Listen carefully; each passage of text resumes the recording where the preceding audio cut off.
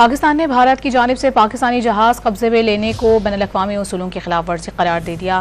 چین نے بھی بیانات غیر ذمہ دارانہ قرار دے دیے۔ بھارت نے چین سے کراچی آنے والے بحری جہاز کو ممبئی کی بندرگاہ پر روک لیا۔ پاکستانی حکام نے بھارتی اقدام کو غیر منصفانہ عمل قرار دیتے ہوئے واضح کیا کہ جہاز میں صرف کمرشل استعمال کا صنعتی سامان موجود تھا۔ بھارت میں چینی سفارت خانے کے ترجمان نے بھی واضح کیا کہ انہوں نے جہاز قبضے میں لیے جانے سے متعلق رپورٹس کو نوٹ کر لیا۔ چین بین الاقوامی اصولوں پر سختی سے عمل پیرا ہے۔ چینی ترجمان نے کہا کہ بھارت نے مارچ 2020 میں بھی ایک چینی جہاز سے متعلق من گھڑت باتیں پھیلائیں۔ بھارت کے غیر ذمہ دارانہ بیانات تعمیری نہیں۔ پاکستانی مندوب منیر اکرم نے تنازع فلسطین کے حل کے لیے عالمی برادری سے فوری اقدامات کی اپیل کر دی۔ اقوام متحدہ میں خطاب کے دوران امداد بند ہونے کے باعث قحط سالی کی خطرناک صورتحال سے خبردار کر دیا۔